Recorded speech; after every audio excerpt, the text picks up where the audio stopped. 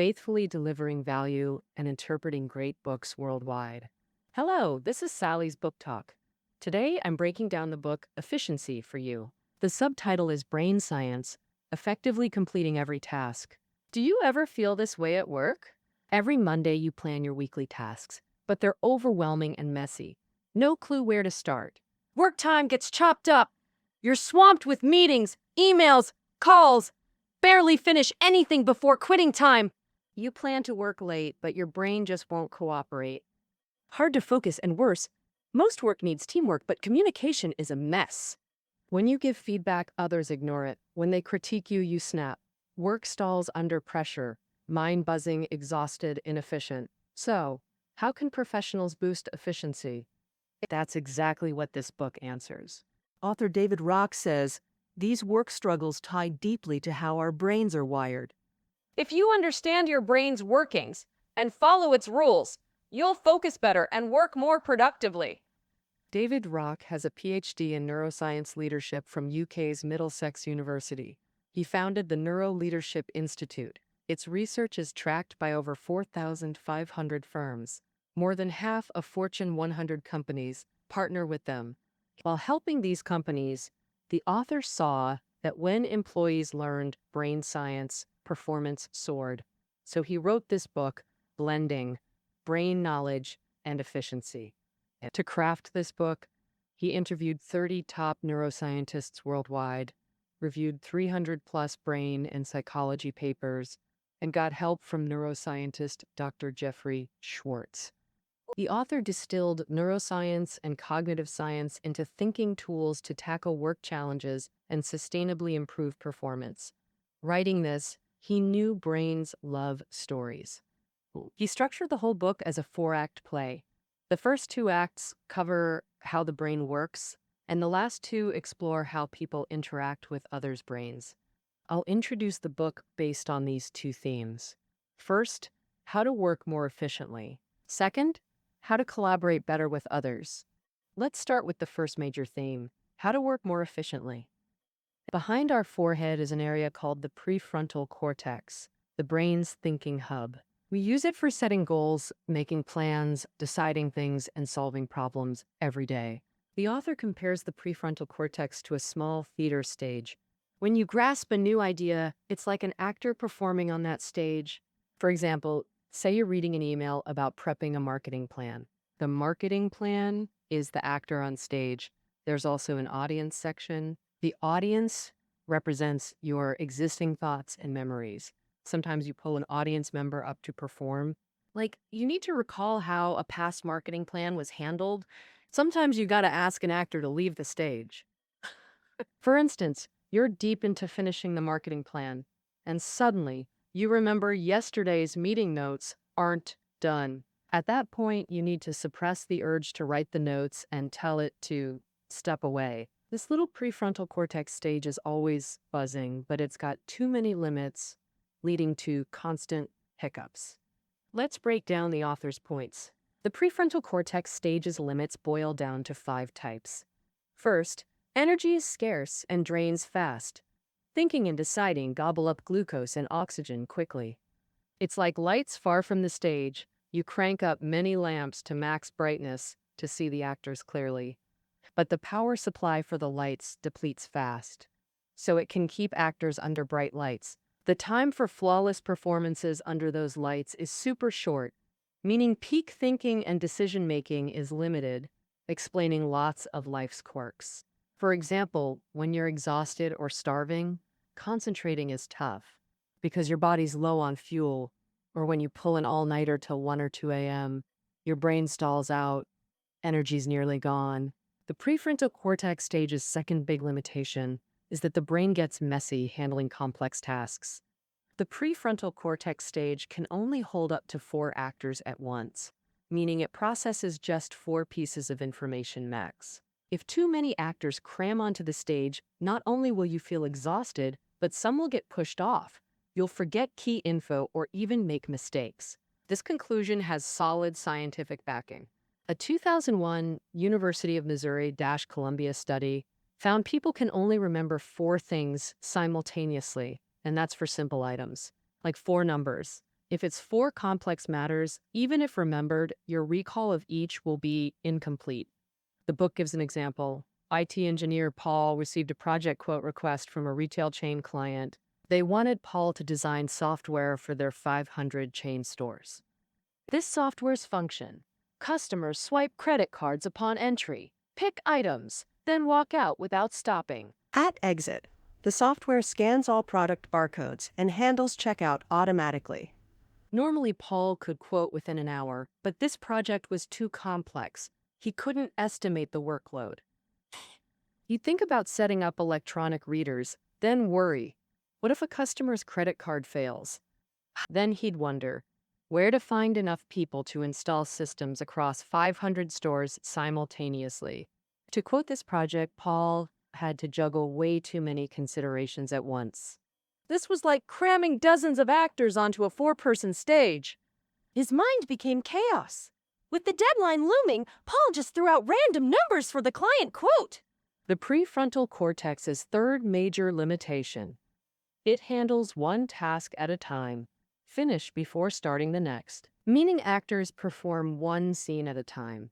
When you try multitasking to save time, say, joining a call while handling documents, you'll either miss the call or misread the file. That's the brain's limit.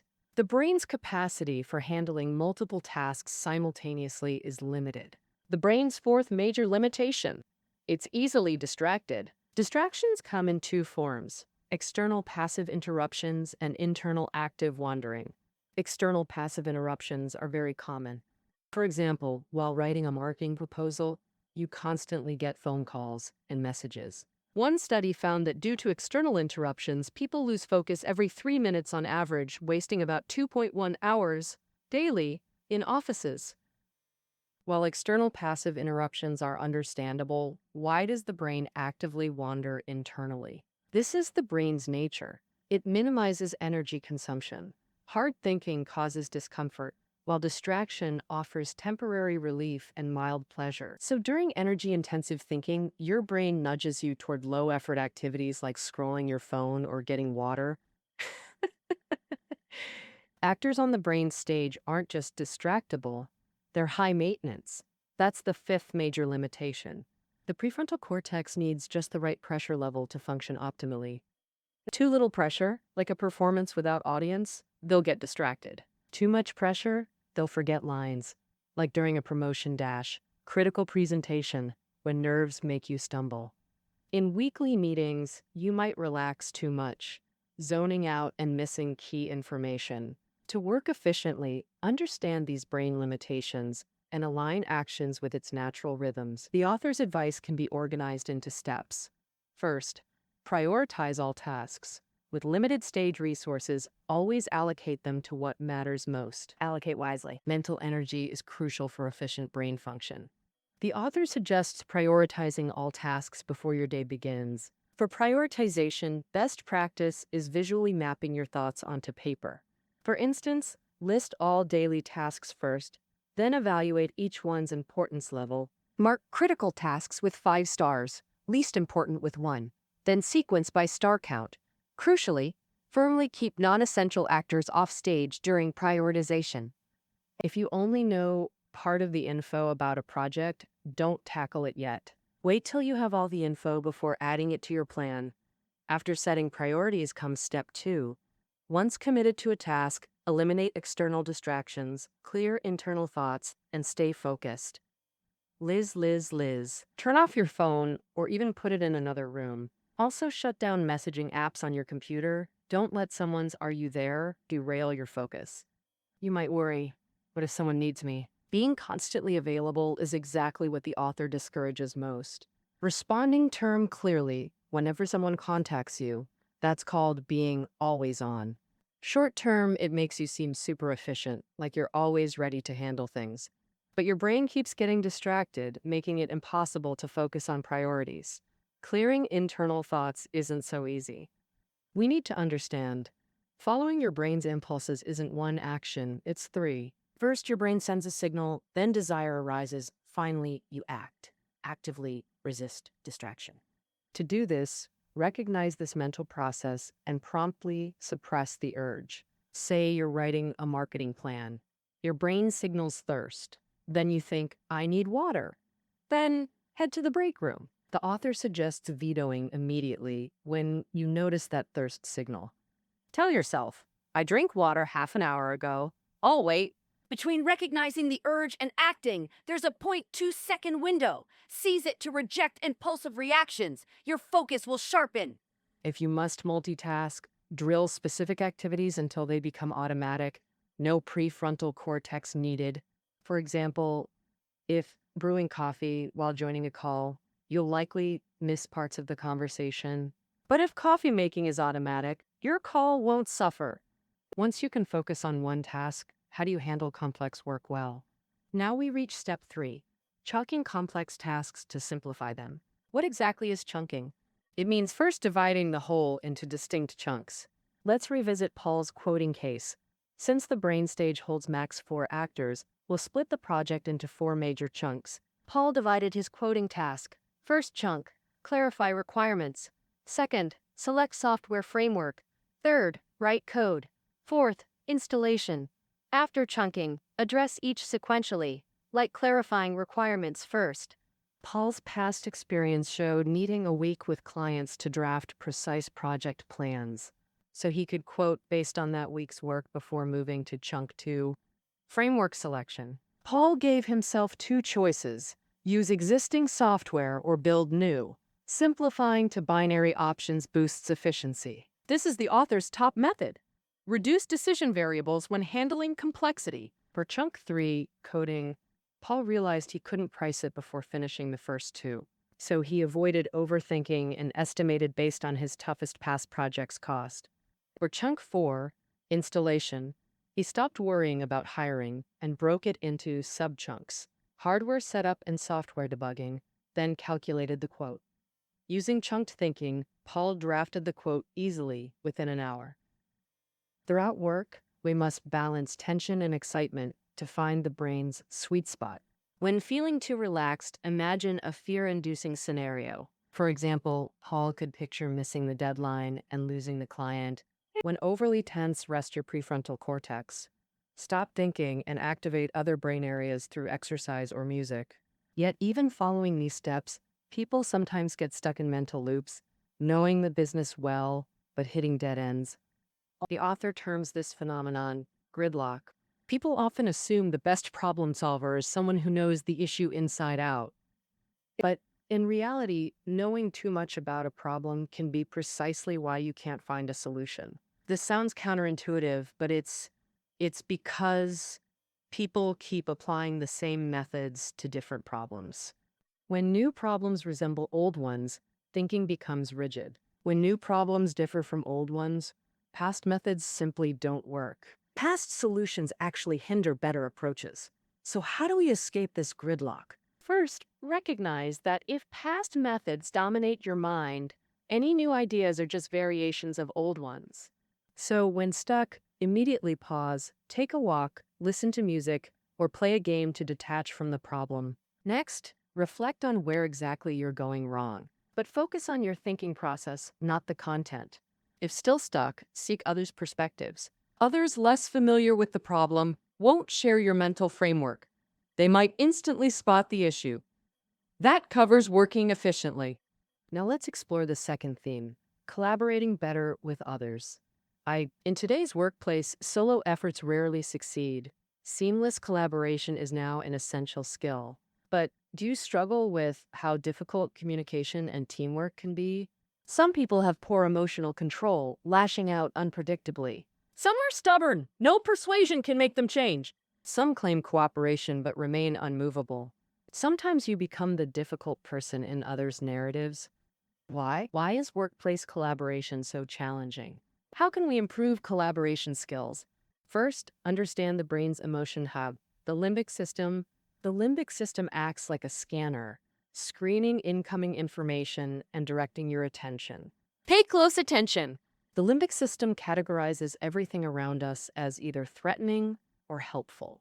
Then it issues commands: approach rewards, avoid threats. For example, when the limbic system detects emotions like curiosity, joy, or satisfaction, It directs you toward people or things that bring those feelings. That's approaching rewards.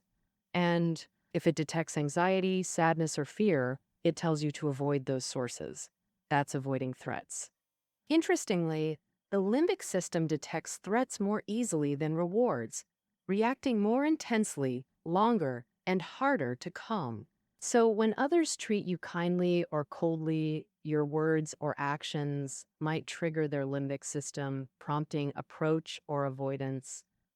This is primarily governed by 5 social experience domains: relatedness, certainty, autonomy, status, and fairness. Let's explore them one by one. First, relatedness.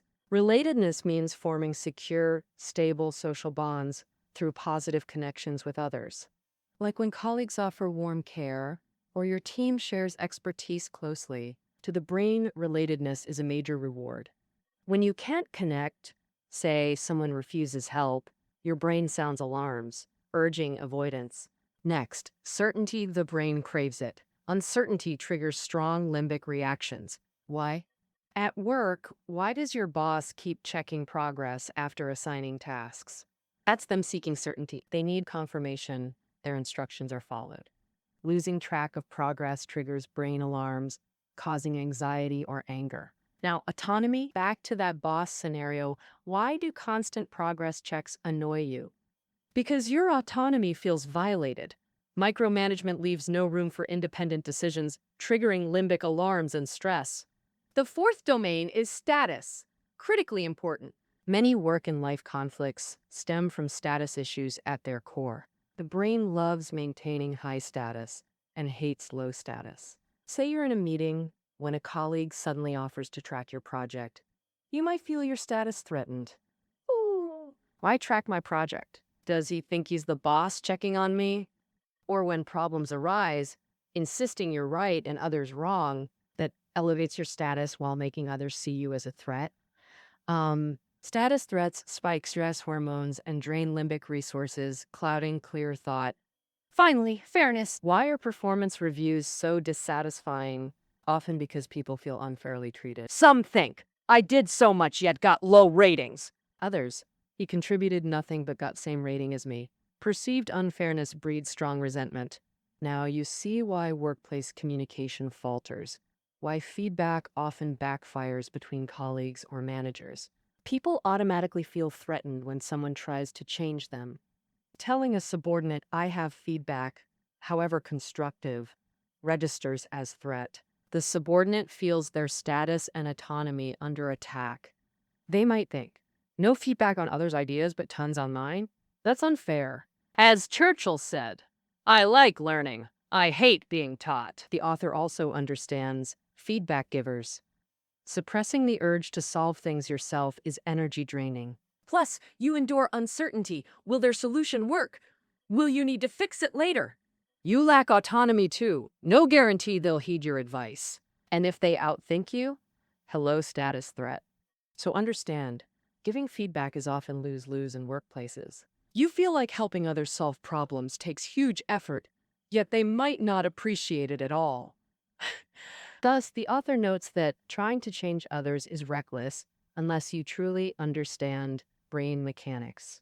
Only by aligning with the brain's rules can you build good relationships and drive change. So how exactly do we do this? The foundation of good social interaction is forming connections and friendships. For strangers, handshakes, exchanging cards, discussing weather or traffic, these shared topics build closeness. Research shows shared experiences make us more likely to categorize someone as a friend. Like discovering a colleague attended your alma mater, suddenly you have way more to discuss. If you both join the same college club, that connection deepens fast. The author adds that small workplace rules can strengthen team bonds. For example, formal buddy or mentor systems exist to foster relatedness. One study found companies encouraging water cooler chats boost employee efficiency. These chats happen when colleagues refill water and naturally befriend each other. Connection building is step one. Next, how to drive change and cooperation. The key lies in shifting others' focus from threat mode to your desired topic. And that's precisely the challenge and essence of influencing others. And so, safety first. Satisfy the brain by enhancing those 5 domains: relatedness, certainty, autonomy, status, and fairness. The key skill? Asking questions that spark autonomy, guide thinking, and let people reach their own conclusions. The author gives this example. Paul and his subordinate Eric co-lead a school project. Paul designs, Eric communicates with the school. Slow progress made the principal express strong dissatisfaction. Eric emailed Paul about this. Reading the email, Paul burned with anger, ready to demand why Eric failed. He wanted to ask, did Eric explain the project's massive scope and tight timeline to the principal? Why not renegotiate the contract? So, what's the right way to advise Eric? Paul first reassured Eric, don't stress about where things went wrong. Overthinking won't help. I believe you've done your best. Let's brainstorm solutions together. I won't blame you. We'll fix this as a team, okay? Eric wanted to defend himself, but Paul's positivity lowered his guard, though his limbic system remained overactive, clouding clear thought. He told Paul, I'm stuck. All I think about is this client constantly changing requirements. Paul resisted the urge to give direct advice. Instead, he asked Eric, tell me, what's your goal right now? In one sentence, Paul's question pulled Eric from the mess and refocused him on objectives. After thinking, Eric said, I believe the key is regaining the principal's satisfaction. Paul followed up, how many different strategies have you tried so far to solve this? Eric recalled his recent attempts. I've got 3 or 4 ideas now. But all focus on speeding up, which is impossible now. Paul asked, what other directions seem worth exploring? Then Eric found the root cause. Our contract deadline was unrealistic. We must explain progress to the principal and reset the timeline. See, Paul only asked questions, prompting Eric to think critically, uncover flawed assumptions, and naturally embrace change. Ultimately, effective communication requires enhancing those 5 social domains in others. When someone helps you recognize your strengths, clearly communicates expectations, lets you decide, shows genuine care, and treats you fairly, how would that feel? You'll feel calmer, happier, more confident, smarter, and closer to others. That's the key to building strong social connections. In the book's conclusion, the author encourages sharing your understanding, especially with bosses and colleagues, since sharing helps your brain internalize these concepts. When you need these concepts, they'll be easier to access.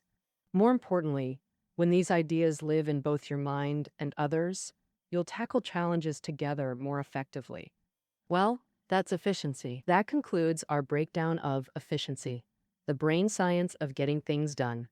Find reading notes below the audio, and we'll see you next time.